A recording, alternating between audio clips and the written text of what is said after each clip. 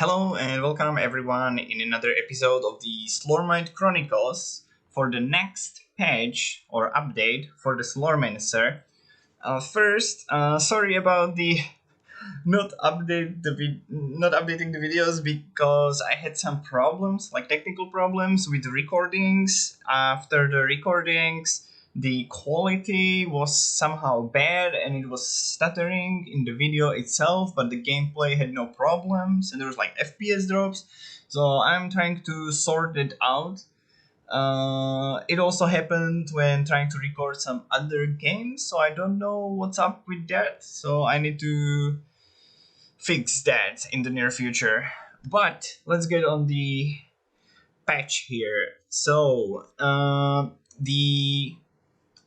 the last part of the Academy update is called the Great Forge, and then after that, the next big update will be basically the next act and everything else.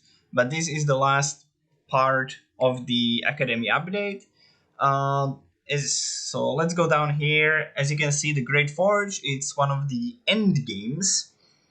For the Slormancer, it will be basically like an arena type where there will be a bunch of waves of monsters coming at you, and every few the waves you will get like option, kind of like roguelike element that you pick some cataclysm or like bonuses for enemies and to like be harder for a few waves or permanently or whatever. And like in contrast to that, you will get better rewards after you exit there, basically. So it will be something like that. There will be different type of challenges, and they mention as here like you can get like the next rewards are increased or the value of current rewards is increased, and you will also be able to fight a new boss, and you will unlock also the new Reaper runes and the Reaper Smith spirits, which are down below. So we will get next to it, like it's in the patch. So it sounds cool, it sounds good. There is a bunch of changes to the whole Reaper system, like the weapon system. So that's really good, and also for the new players as well. So I'm really looking forward to that. So here is some like the icons, and for each type of weapon, so for Cory Ironbender, for Hagen, and for each type basically of the Reaper, there will be one spirit type, and you can craft with them or something. There's the Reaper runes, as you can see here, it will be also in this tab.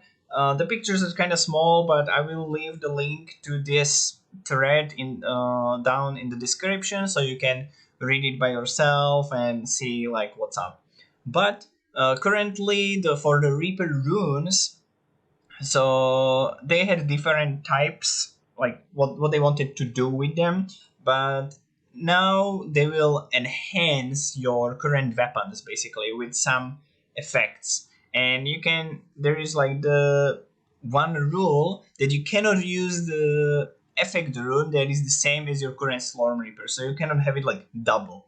So maybe they will be broken or something, I don't know. A lot of things are subject to change, so don't be like this is set in stone. So there will be a lot of trials, but they're like finishing it slowly. So they mentioned in the mid of August maybe. So yeah, until then there is a lot to change maybe. So currently there is like activation runes, the effect runes, and the enhancement runes. There is, as you can see, one for each Reaper Smith, two for each Reaper Smith, and one for each Reaper Smith per dose. They have like unique effects, and they can like enhance your build or get it more utility or something. Like it sounds good. It's like buffs and such, so it will be really nice. All the runes can be upgraded, like the ultimatums, basically up to level 15, and I believe you will need to spend those runes here to upgrade it. Of course, the runes you can get through the Great Forge, and such, so it will be tied to it, I guess. But maybe it will drop elsewhere also, maybe in those chests that you can find throughout the expeditions and such, so who knows. The next, there's like a Slorm Reaper's affinity, it's mentioned, but like how you can get plus 55 levels for your weapons on your gear. That will be changed because currently, depending on the staffs, the scaling is different. So, for example, here, the most powerful Reaper, you have it from level 100 to 155. The damage increase is 275%. That's ridiculous. But for example, Reaper of Necromancy, the same thing, but it gets only 90%. So they are gonna remove that, and it will be tied to different thing basically. So you can have like a progression, because currently there's like three things that they see what's wrong with it or what is not good about it. That's why they are changing it. So because there's like a no progression, basically you just go craft, spend bunch of money on it, and you have plus 55, and that's it. There's no progression towards it. So you will use your Reaper Smith spirits or whatever, and you can spend it to upgrade it basically, and it will get more powerful, but it will work maybe a little bit differently. So yeah, we will see how that works. Of course, they need to balance it because there's like different things. Like you can read through the whole thing if you want to. Like different reapers have different scalings and such, and it's not like made completely. So there is a lot of, I guess, numbers tinkering. Next, this is a huge thing. The forging the Slorm Reapers, of course, is good for like veteran players, but also very good for the new players or for people who like to experiment, like me. Currently, when you find a Reaper, for example, and you have it on your mage, like me, you will be like, oh, I want to try this weapon because it looks and it has good skills and stuff, and you want to try it on your warrior. Oh well, you can't. You need to like fight the RNG to get it and level it and get a primordial version and everything. But with this new system, you will be able to craft those. You just need to unlock the normal and primordial version, let's say. Like if you want just normal version, you need to have normal version on one of your characters, and then you can craft it on the other two characters basically. But if you get primordial version, you can also craft the primordial version on the different character. But in order to do that, you need the like you cannot just do like primordial version. You need uh, both weapons to craft the primordial version.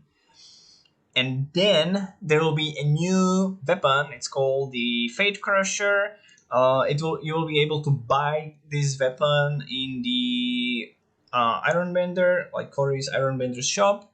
So yeah, that sounds interesting. It looks cool. So we will see what is that about. As I mentioned before, I guess this covers all the things, kind of like a TLDR. But as they mentioned, the best guess for the release date is mid-August. Uh, let's hope it will be around there. So it's like what, month and a little bit. So yeah, a little bit over the month. And there's like a bunch of things that will be added. Of course, as they are mentioning here, they are behind the roadmap, but maybe it's a good thing because they are adding unplanned boss, unplanned environment, and unplanned layer of customization. So yeah, and a bunch of other features probably, like upgrading the tabs for the new currencies and whatever, and a bunch of craftings, removing things, adding things. So yeah, they're changing a lot of stuff there. But I'm really happy with the changes. It looks really good. So I'm really looking forward to that. If you have your opinion or you are looking forward to something, you can leave the comment down below and I will try to reply. So yeah, I guess that covers the Slormite Chronicle for this next update. Thank you guys for watching and see you in the next one.